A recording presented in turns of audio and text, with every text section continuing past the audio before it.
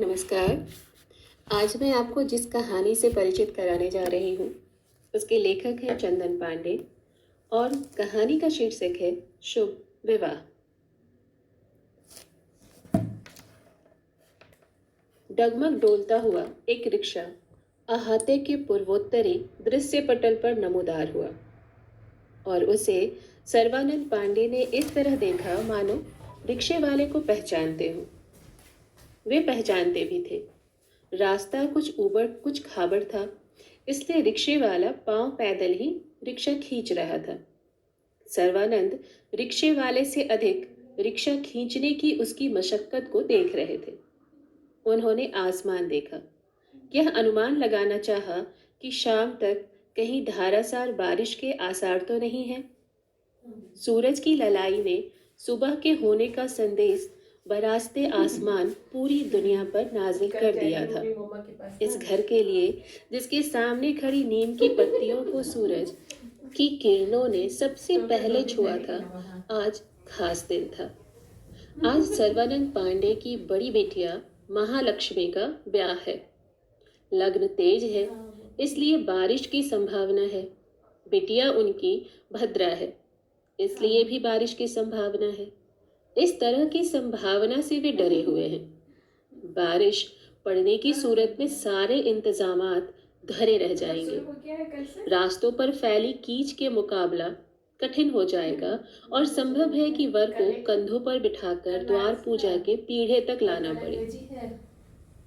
इधर दरवाजे पर अष्टयाम पिछले दिन से ही बैठा हुआ था और अब कुछ घंटों में पूरा होने वाला था। कीर्तन मंडल के साथ ही लोकप्रिय और सिनेमाई धुनों पर हरे राम हरे कृष्ण को गा रहे थे। अजीब स्थिति यह थी कि लाउडस्पीकर के चोंगे का मुंह घर की तरफ ही किया रखा था। इस कारण पिछले दिन से घटने वाले सारे विधान भीषण शोर के पर्दे में घट रहे थे। ब्याह आदि के प्रयोजनों में यह नियम आम सा होता जा रहा है। विवाह के शुभ मुहूर्त वाले दिन से एक दिन पहले अष्टयाम बैठता है, मानो देवदूत किसी उपक्रम की आभा को तेजोमय करने के लिए पहले से ही सुशोभित होते हों। दूर दूर से कीर्तन मंडलियां गाने आती हैं। इन कीर्तन मंडलियों को पार्टी कहकर पुकारा जाता है। इनकी सारी धार्मिकता तयशुदा फीस के माध्यम से होती है। एक मंडली अमूमन 2 से 3 घंटे के बीच का समय पूरा करती है और फिर दूसरी मंडली उन्हें राहत देने के लिए मोर्चा संभालती है। यह 24 घंटे तक निर्बाध चलता रहे तब अष्टयाम सफल और संपूर्ण माना जाता है। चोंगे का विकराल मुंह घर की तरफ ही किया रखा था, इसलिए शोर भयावह स्तर पर पहुंच जा रहा था। कभी कभी ऐसी स्थिति बन जा रही थी कि माइक की आवाज फटने लग जाए। गायक वृंद माइक से मुंह सटाकर गाने लग पड़ते थे। जब गीत खत्म हो रहे होते और ढोलक तथा झाल द्रुत गति से बजाए जा रहे होते थे, तब यह इमारत कांपने लगती थी। शोर की इस विभीषिका में घर के लोग एक दूसरे से कुछ कहने के लिए श्रोता के कान तक अपना मुंह ले जाते थे और तीव्रतम आवाज में वह सब कहते थे जो कहना चाहते होंगे। श्रोता एक आध शब्द सुनता और बाकी इस अनुमान से समझता कि वक्ता ने क्या कहना चाहा होगा अथवा उसे कौन सी जिम्मेदारी सौंपी गई है। जो वरिष्ठ थे वे इतनी जहमत नहीं उठाते रहे थे। वे दूर से ही बोलते थे और साथ ही आवाज की लगाम खींच कर बोलते थे, बस होठों को उन शब्दों के अनुसार घुमाते जो वे कहना चाहते रहे होंगे। प्रयोजन की सीमा शादी, ब्याह, मेहमान, खर्च आदि तक ही बंधी होती है, इसलिए श्रोता सरलता से समझ पाते थे। बिटिया का ब्याह राजी खुशी संपन्न हो जाए जैसी कल्पना और उस जैसी धुकधुकी मन में दबाए सर्वानंद पांडे उसारे में लगी कुर्सी पर बैठे हुए थे और कमान संभाले हुए थे। इन शोर शराबों के बीच वे एकाग्रचित होकर सारे काम भाइयों में, बेटों में, भतीजों में, पट्टीदारों में, मजदूरों में बांट रहे हैं, जो सुबह सुबह ही पूरे और किए अपना जाने बच्चा तो हैं। डरता है ना, मंडप वो तो डरता यानी नहीं है। माड़ों की छाजन अपने बच्चे छाई को बोल जानी रहा है तुम कट रहो। और उसके लिए बांस काटना है। लोहार मैं कुल्हाड़ी दाव वसूला आ चुका है, जानती है कुछ नहीं करेंगे। लेकिन साथ में लोग चाहिए। बांस को बांसवाड़ से काटना, निकालना, बत्ता चीरना, उन्हें रंगना, बांसों को आंगन में खंभवत टिकाने हेतु कनस्तरों में बालू भरना, मंडप की छज्जा छाना। बाहर के काम मसलन तो मैं पड़ोस कुछ नहीं कर रही। गांव से दूध पनीर लाना है, सब्जी वाले के आने के बाद सब्जियों का मिलान करना है, सरयू स्नान पर जाना है, जयमाल की माला लेकर आना है। एक आदमी रसोइये और उसके दल के साथ रहेगा।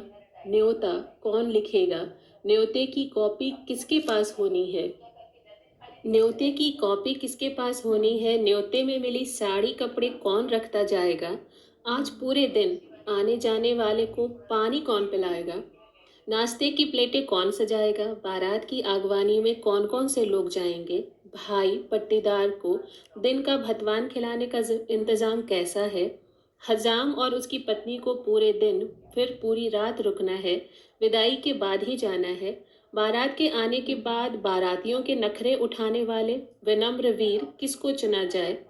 अनगिनत कामों की सूची उन्होंने 2 लाइनी कॉपी में एक डायरी बनाकर रखी थी। वे भयभीत भी थे। विवाह और तिथि तय हो जाने के कुछ दिनों के बाद मालूम चला कि भावी समधी विवेकी पांडे शाम होते ही नशा कर लेते हैं। इस सूचना से उनका भय बढ़ गया था। जब तक ब्याह की रस्म आंगन में शुरू न हो जाए, विवाह मतढक्का की कठिन प्रक्रिया पूरी न हो जाए, माड़ों के बांध समधी बंधु खोल न दे, वर और सहवाले खीर न खा ले, तब तक यह भय उन्हें कुतरता रहने वाला था। तो लास्ट में तो ट्रैवल के लिए बावजूद पकड़ना इसके है। या शायद इन्हीं जिम्मेदारियों के उनके समुचित निर्वहन के अच्छा, कारण सीमा है जाएगी अथवा वो। पट्टीदारी के आत्मीय जब वो हो कायदों जाएगा के तब कारण बोलेंगे। गांव में उपस्थित लोग उनका सम्मान कर रहे थे, उनकी बात अब को उसको खुद से चढ़ने भी नहीं आगे देगा रख ना, रहे थे। फ्लाइट में जल्दी सर्वानंद के चढ़ने देगा। इशारे लोगों के लिए आदेश थे, चढ़ी आज्ञा कैसे? थे।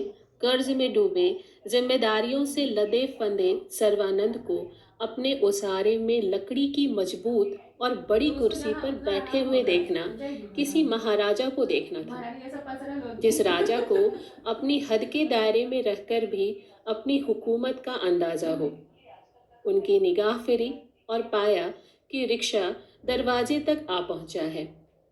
अष्टयाम के भयावह शोर में किसी से कुछ कहना मुनासिब न था, इसलिए अपने भाई हृदयानंद के बेटे राजन की तरफ होठों और उंगलियों से इशारा किया।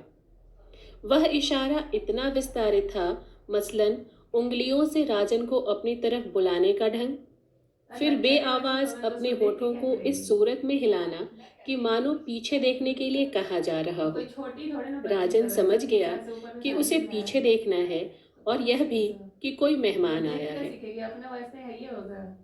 पलटकर देखा, बृहद मैदान सरीखे द्वार आज पर तो सब लोग देखते बीचों हैं कि बीच जहाँ एक फायदा है, रिक्शा रुक रहा तो है। जानती है कि इस रिक्शे इनका कोई पर काम एक करके महिला हमको क्या बैठी फायदा है। है। अपनी लड़के 21 वर्ष की उम्र में वह इस महिला से महज 2 बार मिल सका है। आखिरी मुलाकात भी 10 वर्ष पहले की रही होगी। राजन के माता पिता ने शुरू से अपने बच्चों को इस घर से दूर रखा। उन्हें लगता था कि बच्चे कहीं और बिगड़े ना बिगड़े, अपने गांव घर के लोगों से मिलने जुलने पर शर्तिया बर्बाद हो जाएंगे। लेकिन अब जब अधेड़ावस्था आई थी, तब राजन के माँ बाप को गांव के प्रयोजनों में शामिल होना आवश्यक लगने लगा था। अकेले छूटते जाने का भय जो न सिखा दे। सब कुछ छूटने के बाद कुछ शुरू करना कितना कठिन होता है। ये दोनों मियाँ बीवी गांव में अजनबी की तरह दाखिल होते थे। उनसे गांव इस कदर छूट गया था कि वे गांव आकर भी अलग थलग पड़े रहते थे। कहीं किसी आयोजन में शामिल होते तो संभावित जिम्मेदारियों से घबरा जाते और फिर खुद को दूर कर लेते थे। नाम भले ही न याद आया हो, लेकिन राजन इतना तो पहचान गया था कि बुआ ही है। उर्मिला बुआ थी। दरवाजे से बाहर द्वार पर अष्टयाम से उत्पन्न शोर था, लेकिन व्याकुलता के सिरे तक पहुंचाने वाला नहीं था। इसलिए वहां एक दूसरे की पुकार सुनी जा सकती थी। उन अभिव्यक्तियों को स्वीकारा जा सकता था जो अपनत्व लिए थी। उन्हें सराहा जा सकता था। 21 वर्षीय राजन ने अलबत्ता उस शोरगुल में परेशान हो जाने वाला वही अभिनय जारी रखा जो ओसारे और घर के भीतर की हकीकत थी। बुआ के पैर छुए, पैर छूते हुए भी उसके चेहरे की त्वचा हिल नहीं सकी थी। सख्त जान बना रहा। बुआ ने पैर छूने पर उसकी ठुड्डी छूकर आशीर्वाद देना चाहा।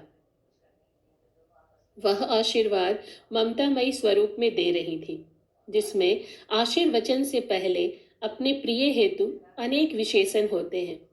राजन समझ नहीं सका, या चाहे जो भी वजह हो, उसने अपना चेहरा बुआ के हाथों से वापस खींच लिया था और उनका सामान उठाकर, जो लकड़ी के हैंडल वाला एक बंधा हुआ झोला था जो अमूमन कपड़ों की दुकान पर मिलता है, अंदर जाने लगा।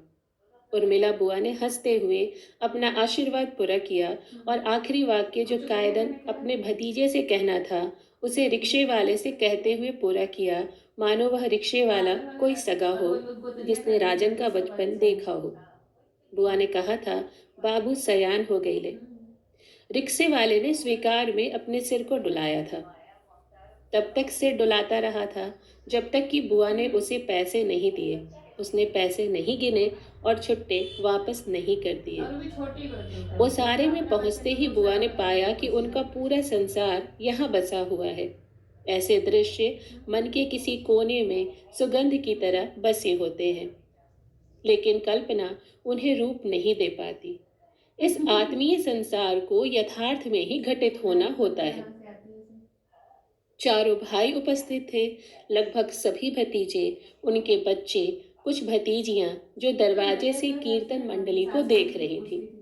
गांव के लोग जिन्हें बुआ ने बचपन से देखा होगा, और एक दिन बुआ की शादी हो गई होगी और ये लोग बुआ को भूलने लगे होंगे। बुआ के मन में दुरस्त भावनाओं का ज्वार उमड़ आया। उन्हें वैसे भी भेंटना था। बड़े भैया का पैर पकड़कर भेंटती थी और बाकी भाइयों के पास खड़े होकर भौजाइयों और बहनों से गले मिलकर रोती थी। भेंटना पूरी तरह मशीनी हो ऐसा भी नहीं था।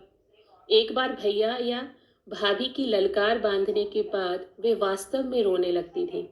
वे अपनी पीढ़ी और बाद की पीढ़ी वाली बेटियों में इकलौती थी जो अब भी भेंटती थी, वरना अब ससुराल से पीहर आने वाली लड़कियों ने प्रणाम के कमोवेश निर्लिप्त कार्य व्यापार तक खुद को सीमित कर लिया था। आज 49 वर्षीय उर्मिला के मन में अपने इन सगे संबंधियों को एक साथ एक जगह पर देखकर जो खुशी प्राप्त हुई थी, वह बेकल कर देने वाली थी। अकस्मात जैसे लहर खींच ले जाती हो, वैसे उनके मन में उथल पुथल मची होगी, जिसके वशीभूत होकर उर्मिला बुआ ने अपने सर्वानंद भैया का पैर पकड़ लिया। भेंटने लगी। अष्टयाम के कीर्तन की गरजती आवाज, जो लाउडस्पीकर की मदद से सबके मन मस्तिष्क पर कब्जा जमा चुकी थी, सबके कान के पर्दे लगभग छेद चुकी थी, मैं उर्मिला बुआ शायद खुद भी अपनी रुलाई न सुन पाई हूँ। वहां उपस्थित लगभग सभी जन इस भेंट की भावुकता से थोड़े भावुक और थोड़े परेशान हो गए थे। सर्वानंद और उर्मिला जुड़वा थे। कुछ पलों के अंतराल से वे दोनों बड़े और छोटे की पदवी पाए हुए थे। बचपन से ही उर्मिला बुआ ने अपने भैया की कद्र की। जब वे दोनों साथ साथ विद्यालय जाते थे और एक ही कक्षा में पढ़ते थे, तब भी बुआ ने आदर भाव में कमी नहीं आने दी। जीवनानुभव में बुआ अपने भैया से बड़ी थी, लेकिन सामाजिक स्थिति और परंपरा भी क्या चीज है। मसलन जब वे दोनों मिडिल स्कूल की पढ़ाई के लायक हुए, तब उर्मिला का ब्याह हो गया था।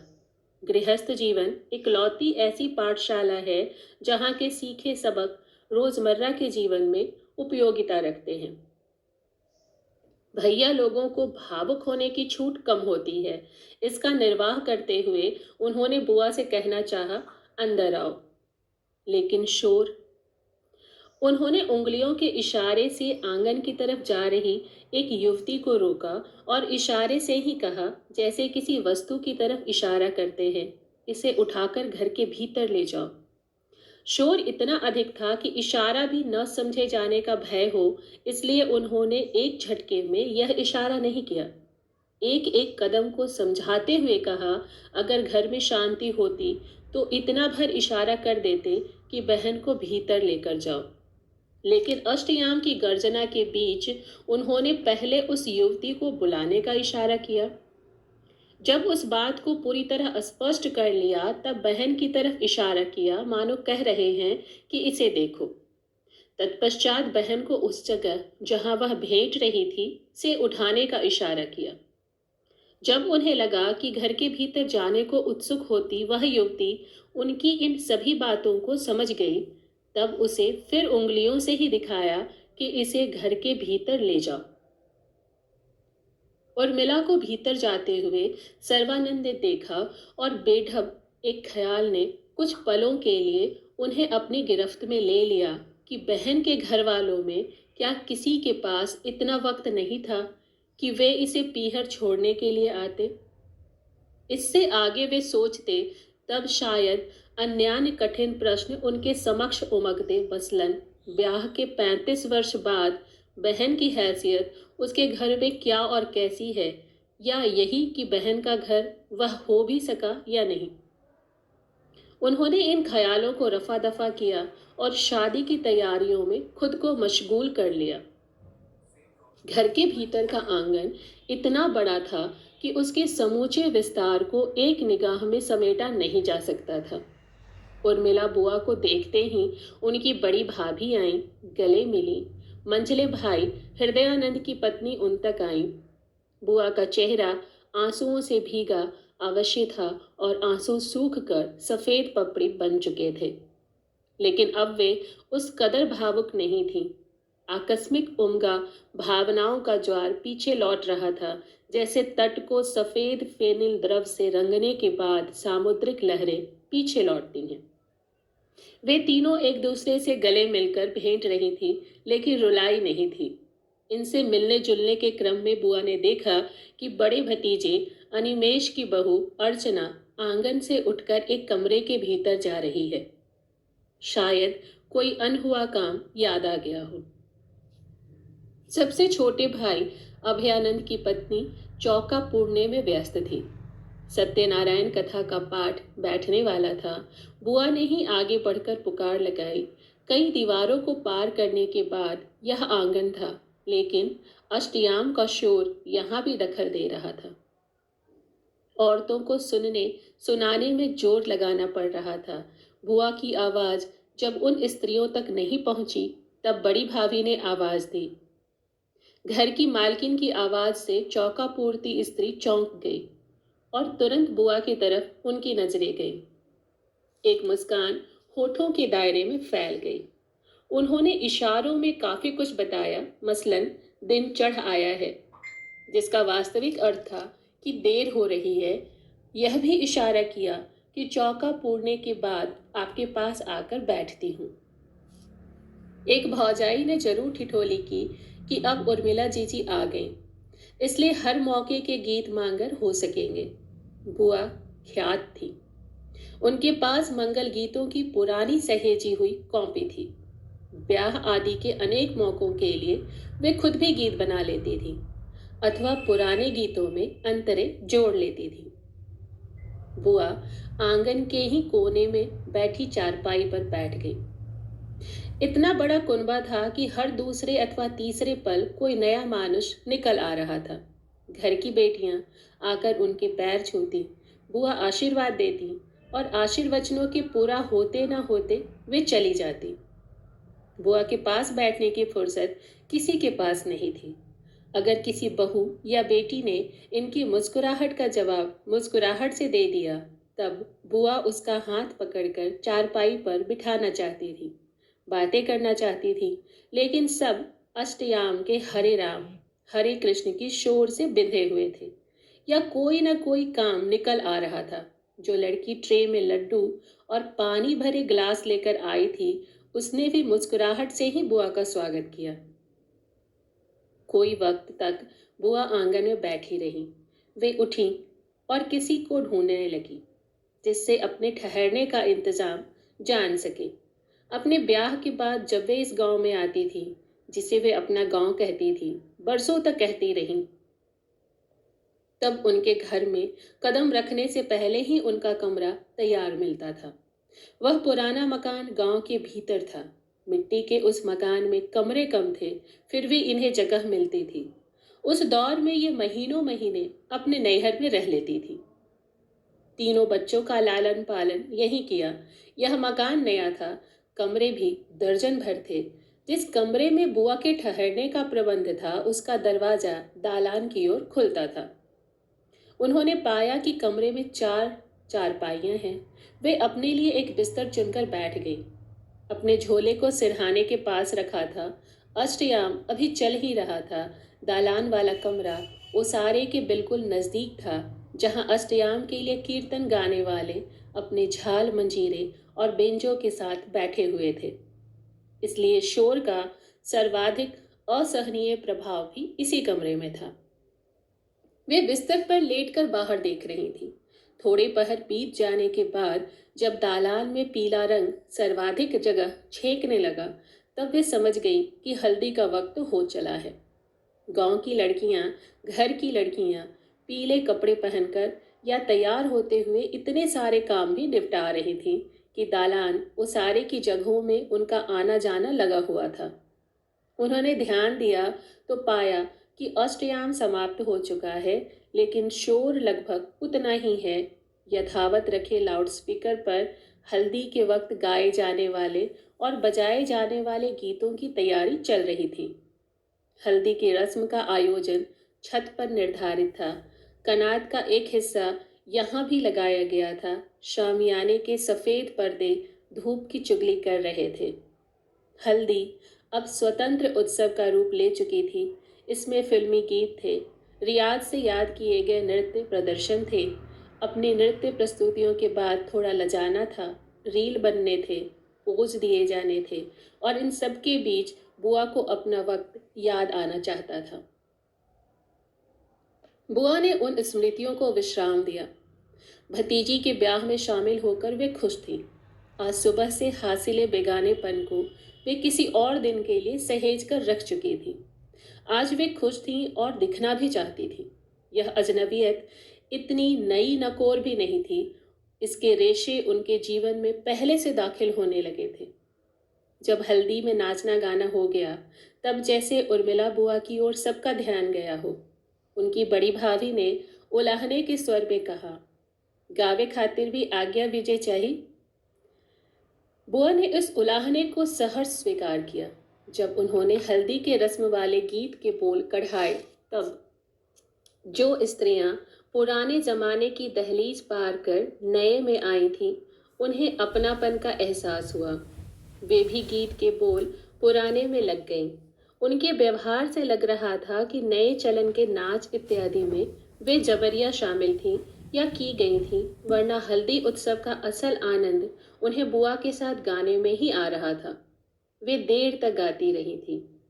कोयरेन तूहू मोर रानी हो, कहिया के हरदी ऊपर कैलू आज हो, हमरा कवन बावा जरिए के राजा हो, घोड़ा चढ़ी बेसहे हरदिया के गांठ हो, हमरा कवन बेटी अति सुकुमार हो, सहलो न जाला हरदिया के झाग हो।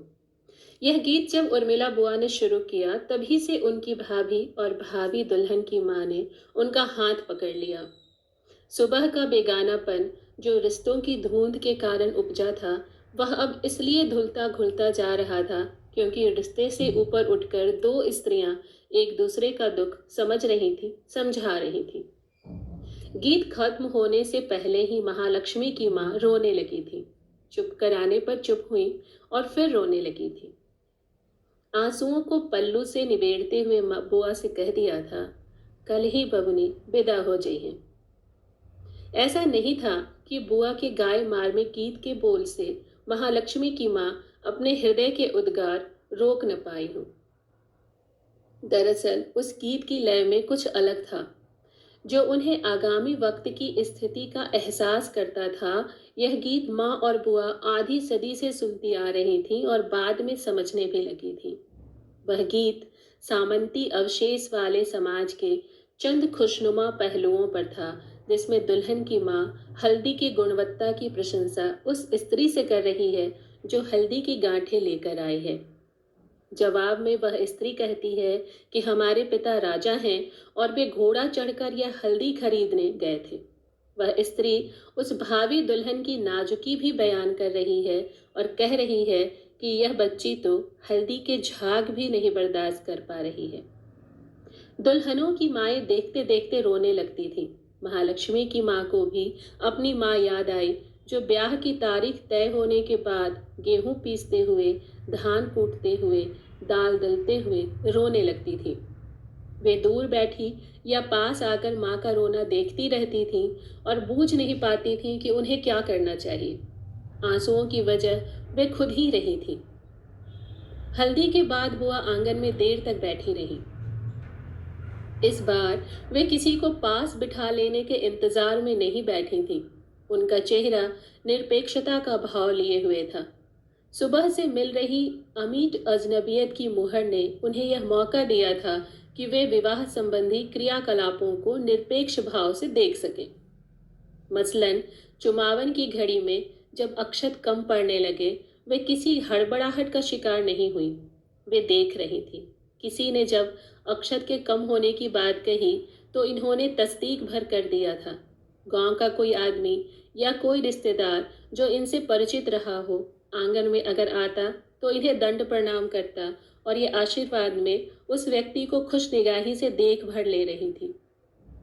जिसे कन्यादान देना होता है वह दंपत्ति व्रत रखता है। यह एक नियम है। इससे अलग एक अनकहा नियम होता है कि कन्यादान चूंकि माता पिता के अतिरिक्त चाचा चाची, बुआ फूफा सब कर रहे होते हैं, इसलिए सब व्रत रखते हैं। लड़की के माँ पिता व्रती थे, चाचा चाची व्रती थे, सो बुआ ने भी व्रत रखना स्वीकार किया। वे चाहती थी कि उनके पतिदेव का हिस्से का व्रत भी वह रख लें, क्योंकि वे इस विवाह में शामिल नहीं होने वाले थे। व्रतियों के लिए घोली हुई चीनी और दही का शरबत था। उसका ग्लास इनकी तरफ भी घूमा। इस बीच एक बात हुई जिसे बुआ ही ध्यान दे सकती थी। महालक्ष्मी की माँ इस भीड़ भड़क्के में भी इनके लिए एक कप चाय बना लाई थी। अपने आंचल में छिपा कर लाई थी। सबके लिए चाय बनाना मुश्किल था। साथ में व्रती के भोजन के लिए भुनी हुई मूंगफली थी। बुआ को यह बात अच्छी लगी, लेकिन वे जानती थी कि घर के इस नए अनुशासन में उनकी जगह सिमट रही है, इसलिए मुस्कुराकर अपनी भाभी के हाथों से मूंगफली का कटोरा और चाय का कप थाम लिया।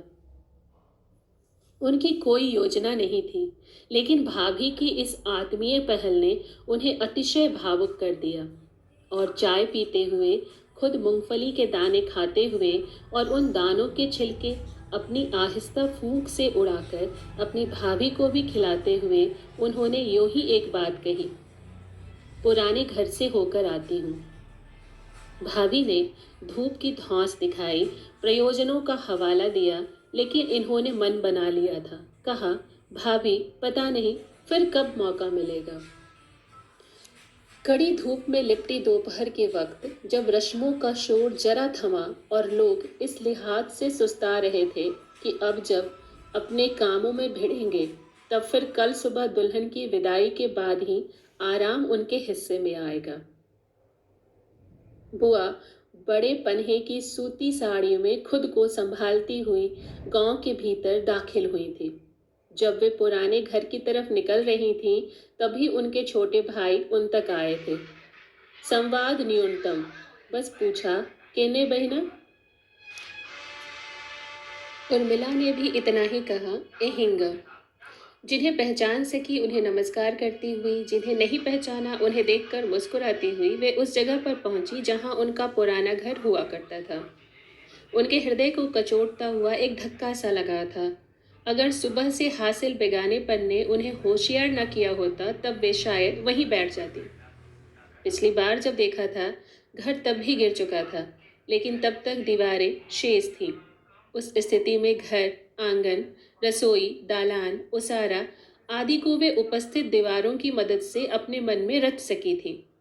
लेकिन इस मर्तबा सब कुछ जमीन दोज हो चुका था। वे देर तक खड़ी रहीं। आसपास के घरों की प्रौढ़ाएं निकल आई थीं। सबके साथ मन चर्चा के बीच बुआ बार बार उन जगहों, कमरों को याद कर रही थी जिनमें मौजूद उनकी स्मृतियां उनके मन में ताज़ा दम उपस्थित दर्ज की हुई थी। उनकी कल्पना शक्ति जवाब दे जा रही थी। हर कमरे, हर कोने की कल्पना उन्हें उनकी उस रसोई तक ले जाती थी जो उनके तथाकथित अपने घर यानी उनके ससुराल में थी। वह चाह कर भी उस रसोई को अपने जेहन से हटा नहीं पा रही थी ताकि अपने बचपन की स्मृति का भेद लगा सके। वे अभी इतना भी नहीं याद कर पा रही थी कि जब उनका ब्याह तय हुआ था और मिट्टी के घर की दीवारें चिकनी मिट्टी के घोल से पुती थीं, तब उन्होंने अपने हाथों से जो सफ़ेद रंग के फूल दीवारों पर बनाए थे, वे किस तरफ थे।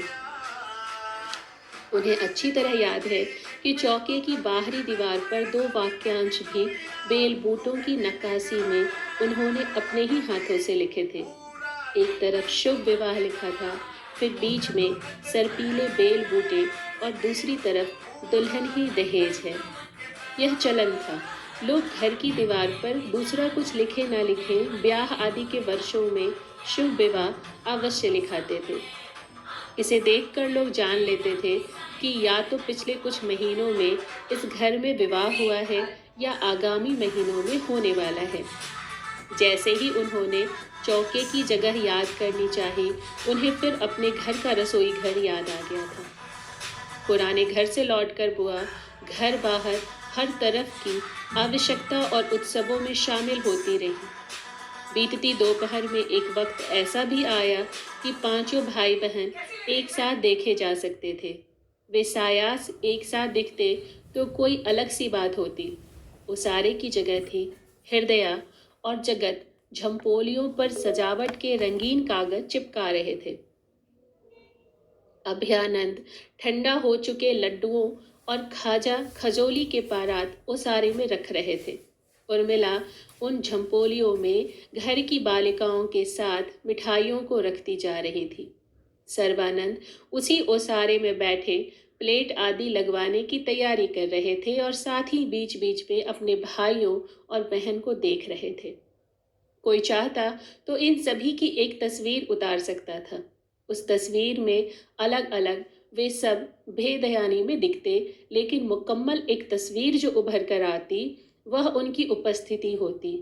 उस सार्वकालिक उपस्थिति में उनका आड़ा बेड़ा होना, बेख्याल होना गौण हो जाता।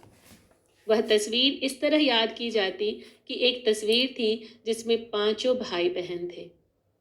उस दिन की शाम गाजे बाजे के साथ उतरी थी।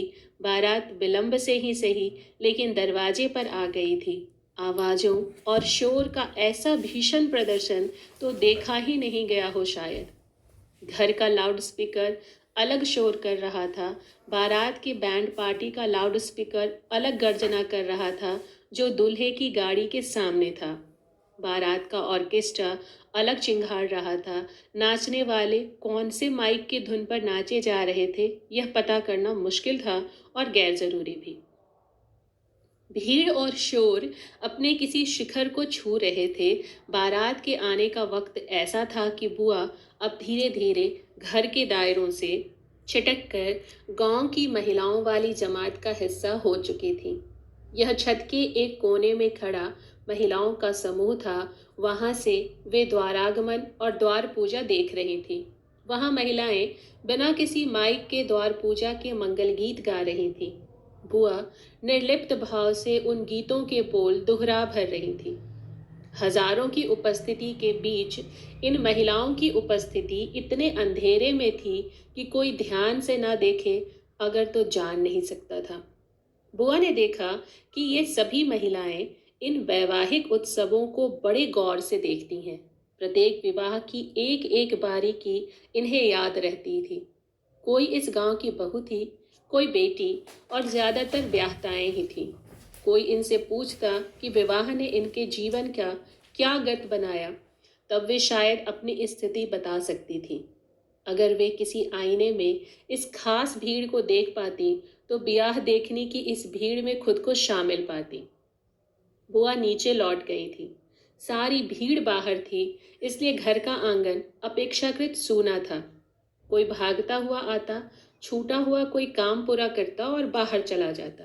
बुआ दरवाजे दरवाजे यह नया घर देख रही थी। सभी कमरे वैवाहिक गहमा गहमी में अस्त व्यस्त लग रहे थे। इस क्रम वे बड़ी भाभी के कमरे तक पहुंची। वहां नववधु के रूप में उनकी भतीजी महालक्ष्मी तैयार होकर बैठी हुई थी। रूप सज्जा के लिए आई स्त्रियों ने मेकअप कर दिया था। लहंगे में उस लड़की का श्रृंगार किसी मूर्ति की तरह किया गया था। उसके मेकअप का फाउंडेशन पसीने की तरलता में बह न जाए, इसलिए उसके सामने 2 पंखे चलाकर रखे गए थे। उसने अपनी बोझिल आंखें उठाकर बुआ को देखा। नववधु बनी उनकी भतीजी की दृष्टि में कई सारे भाव पनप रहे थे। पूरा घर बाहर बारात के आगमन और द्वार पूजा में उलझा हुआ था। ऐसे में परिचित चेहरे को पाकर दुल्हन बनी भतीजी के सजाए गए चेहरे पर आश्वस्ति का भाव उभर आया। दुल्हन की आंखें मानो धन्यवाद कहना चाहती हूँ। बुआ ने उसे देखा और उसकी आंखों में उतराई बेचैनी को वह पहचान गई थी। अकेली बच्ची को इस तरह बैठा देखना उन्हें भीतर तक परेशान कर गया। वे कमरे की चौखट तक आईं, पर वहां ठिठक गई। चौखट पर खड़े होकर उन्होंने कमरे का मुआयना किया। महालक्ष्मी आंखों से मुस्कुराई थी। पुकारा, बुआ। बुआ मुस्कुराई थी और उन्होंने कहा था, अपरूप सुंदरी। महालक्ष्मी ने आवाज को थोड़ा ऊंचा कर कहा था, बुआ। बुआ ने कहा था, खूब खुश रहो। महालक्ष्मी ने कहा, अंदर आओ न बुआ। बुआ ने महालक्ष्मी के संवरे सिर को हाथ लगाते हुए आशीर्वाद दिया। उसके चेहरे को खूब देर तक निहारती रही थी। जब घर में गहमा गहमी बढ़ने लगी, तब बुआ ने महालक्ष्मी से पूछा था, जाऊं? महालक्ष्मी ने कहा था, नहीं। फिर कहा था, यहीं रहो न बुआ, मेरे पास। जब बुआ अपनी दुल्हन भतीजी के करीब आ गई थी, तब महालक्ष्मी ने अपना सिर हल्का सा झुकाकर बुआ के आंचल पर टिका दिया था। जब तक वह अपना सिर टिकाए रखी थी, तब तक बुआ उसका सिर सहलाती रही। देर तक वे दोनों एक साथ रहीं। बुआ ने फिर तब तक कुछ नहीं कहा, जब तक वह कमरा दूसरों से भर नहीं गया। जयमाल के बाद शोर और शराबे तो वैसे ही रहे, लेकिन दरवाजे की भीड़ छंटने लगी थी। ब्याह बैठने वाला था। इतनी रस्में थीं कि उनके पूरा होते होते सुबह हो जानी थी। शुरुआती रस्मों में घर पूरा भरा रहा था। आंगन और दालान और गलियारे बेतरह भरे हुए थे। वधू निरीक्षण का उत्सव सर्वाधिक भीड़ भरा था। ब्याह देखने वाली स्त्रियों और युवतियों के बीच बुआ ने भी जगह बना ली थी। वे चाहती थी कि कोई उन्हें कुर्सी दे देता अथवा कोई पीढ़ा या मचिया ही थमा देता, क्योंकि नीचे बैठने से भोर में विवाह के समाप्त होने तक इनके घुटनों को सूज जाना था। चारों ओर निगाह दौड़ा लेने के बाद भी किसी ने अपनी इच्छा जताने का साहस बुआ में नहीं आया। वधू निरीक्षण कार्यक्रम के लिए दूल्हे के बड़े भाई और अन्य रिश्तेदार बतौर मेहमान आए थे। रस्म यह थी कि जितने भी गहने कपड़े बहू को मिलने होते हैं, वह दूल्हे का बड़ा भाई मंत्रोच्चार के दरमियान दुल्हन को सौंपता है। यह अंतिम से भी अंतिम मौका होता है जब दूल्हे का बड़ा भाई इस नववधु को गहने इत्यादि सौंपने की मार्फत स्पर्श करता है। विवाह और फेरों के वक्त दूल्हा पक्ष से 11 पंडित थे और 11 के मंत्रोच्चार में घरू पंडित की आवाज दब सी गई थी। फेरे संपन्न होते होते आंगन केवल स्त्रियों का होकर रह गया था और यह तकरीबन 3 बजे रात की बात होगी। दुल्हन पक्ष से निर्धारित पंडित के अलावा सारे पंडित जा चुके थे। शुक्र तारा नजर आने लगा था। भोर और रात की संधि पर समय टिका था और आवश्यक बारातियों का इंतजार हो रहा था। मतढक्का का कार्यक्रम शुरू होने वाला था। बारात स्थल से समधी विवेकी पांडे और उनके सारे भाई आ रहे थे। बैंड बाजे के साथ आने की रस्म थी, इसलिए 2 ताशे वाले साथ आए थे और दरवाजे पर पहुंचते ही उन्होंने ताशा पीटना रोक दिया। वह आवाज थमी तो फिर सारी आवाजें थम गई थी। बाहर भीतर कोई आवाज नहीं। जो मकान सुबह से गर्जनाओं का ग्रास बना हुआ था, अथाह शोर में डूबा हुआ था, वह मकान अब पूरी तरह शांति का वरण कर चुका था। बाराती घर से बहुत दूर टिकाए गए थे और फोहस ऑर्केस्ट्रा में गानों की अश्लीलतम कल्पनाओं से थक कर सभी सो चुके थे। नाचने वाली पार्टी भी जा चुकी थी। यहाँ जिस दरवाजे पर ब्याह संपन्न होने वाला था, वहां भी माइक बंद हो चुका था। अब जो गीत मांगर गाए जा रहे थे, वे मौकों के अनुरूप थे। पंडित जी थक चुके थे। अगर रस्मों को पूरा करने को लेकर घर जागरूक न होता, तब वे अब तक शादी निपटा चुके होते और बाहर किसी चारपाई पर सो रहे होते। गांव की कुछ बुजुर्ग अधेड़ महिलाएं आंगन में बैठी थीं। विवाह की सारी रस्मों को आखिर आखिर तक देखना था। कुछ नवयुवतियां भी थीं। इनके लिए ब्याह एक स्वप्न था। गांव का जीवन ऐसा है कि एक उम्र के बाद आप विवाह के स्वप्न को जीने लगते हैं। घर की महिलाएं थीं, दुल्हन की माँ, चाचियां, बहनें और बुआ। पुरुष वही थे जिनकी आवश्यकता हो सकती थी।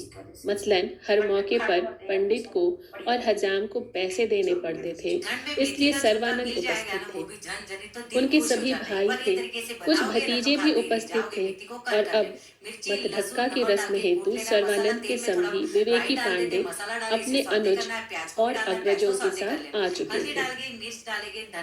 उनके साथ एक गंध भी आई थी और आकर आंगन में बैठ गई थी, जो ब्याह तय होने के समय से ही चर्चा में थी। नींद लेकिन सब पर छाई हुई थी। बाहर शामियाने समेटने वाले लड़के थे।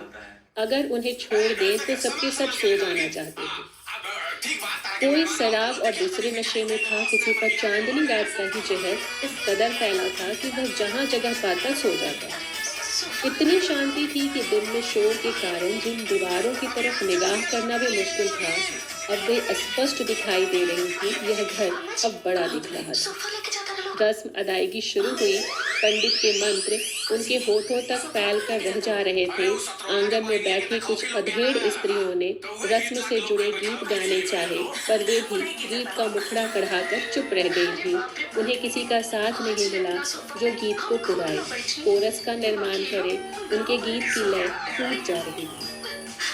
सब शांति से बीत जाना था। मतधक्का खत्म होता, लगे हाथ माड़ो खोलने का कार्यक्रम पूरा होता, जिसमें नेग के बतौर हर संधि को सोने की अंगूठी देना दहेज में ही तय हो गया था।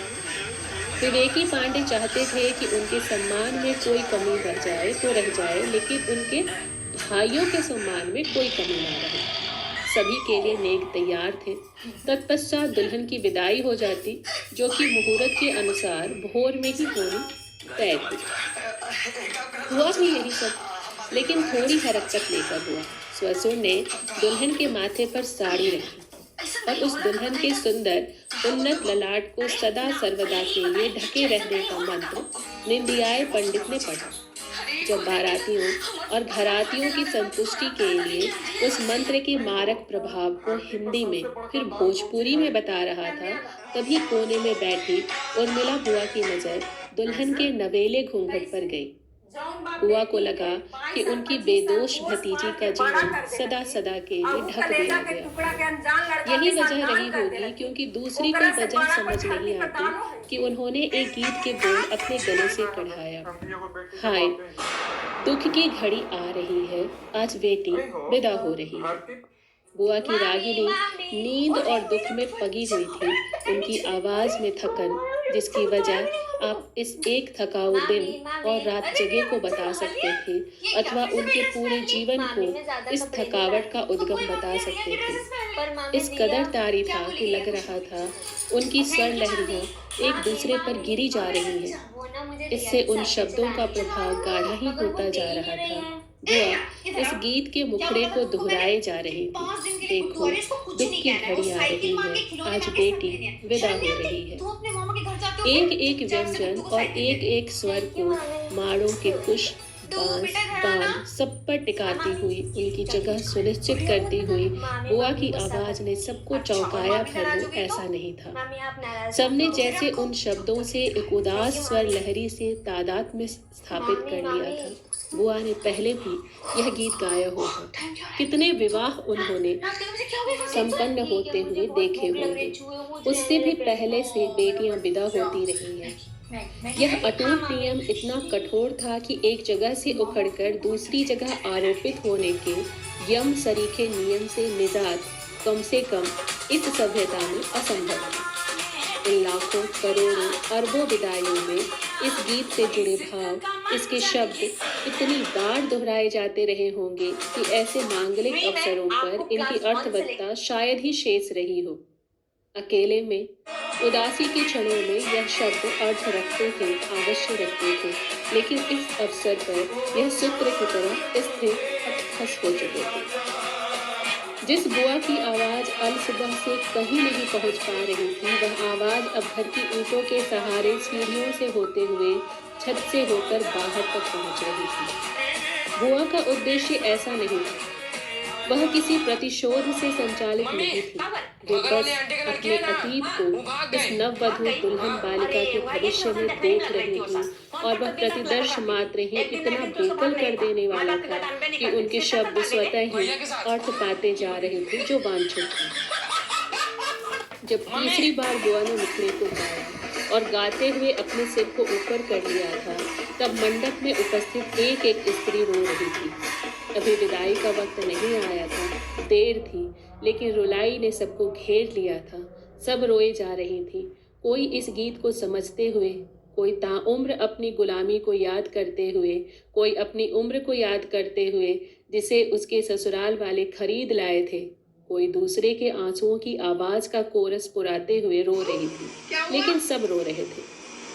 सबसे पूछा जाता तब सबका जवाब यही आता कि वे इस रात की सुबह में होने वाली आवश्यक भावी विदाई के लिए रो रही हैं। पंडित मंत्र की लय में था, लेकिन हजाम ने आंखें ढांक ली थी। सर्वानंद के रोने की नहीं, हल्दी से रंगे अपने गमछे में मुंह ढांक कर फपकने की आवाज सुनकर बाकी के भाई भी गमगीन हो गए थे। दहेज के इस व्यापार में वर वधू खरीद फरोख्त को शुभ विवाह के आवरण में ढके कार्य व्यापार में जो लाभार्थी थे, यानी परिवार के संधि, महालक्ष्मी के ससुर विवेकी पांडे भी बुआ के वेदना गीत से बिंध चुके थे। सिर पर दोनों हाथ लगाया और गीत का मुखड़ा तीसरी बार पूरा होते न होते कमजोर पड़ती आवाज में कह बैठे थे, समझने वाले की मौत है, इसकी माँ का। सर्वानंद ने संधि के शब्द नहीं सुने, उनका बुदबुदाना सुना, समझा उन लोगों से कोई चूक हो गई है। संधि का क्रोध वे किसी सूरत में मोल नहीं ले सकते थे। चारों भाई लपक पड़े, महाराज कोई समस्या?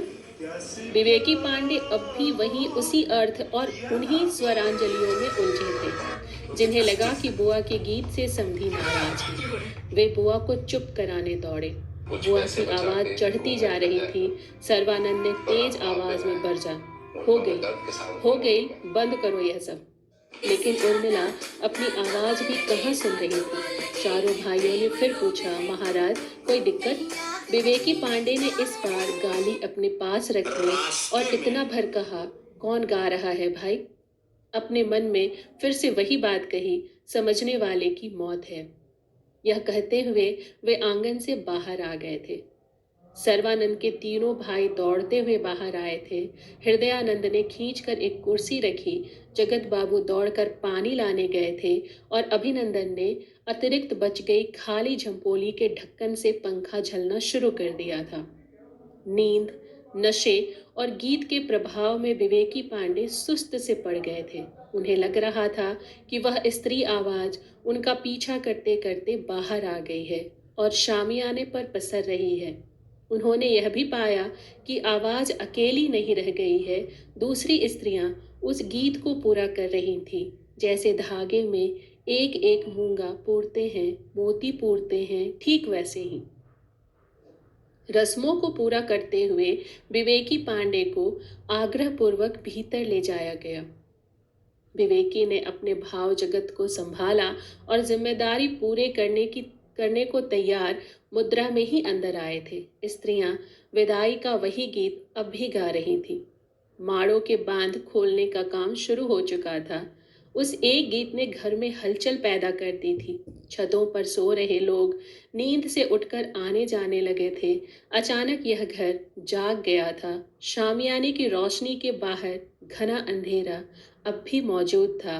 शामियाने वाले लड़के सब ताबड़तोड़ कुर्सियां बटोर रहे थे। मंच खोल लिया गया था। दुल्हन अभी विदा भी नहीं हुई थी और शामियाना लगभग उजड़ चुका था। कथाकार चंदन पांडे की कहानी यहाँ समाप्त होती है। शुभ विवाह केवल एक विवाह कथा मात्र नहीं है, यह गांव, परिवार और रिश्तों के बदलते भूगोल की कहानी है। यह दिखाती है कैसे उत्सव के बीच एक गहरा उदासी बिंदु छुपा होता है, कैसे पुरानी पीढ़ी अपनी स्मृतियों के साथ धीरे धीरे किनारे की ओर धकेली जाती है और कैसे परंपरा और आधुनिकता का संघर्ष हमारे घरों की धड़कनों में रोज घटित होता है। यह कहानी अपने संवेग, लोक संस्कृति और मानव संबंधों की विवेचना के कारण आज के कथाकारों के बीच चंदन पांडे की विशिष्टता को और भी दृढ़ करती है। धन्यवाद।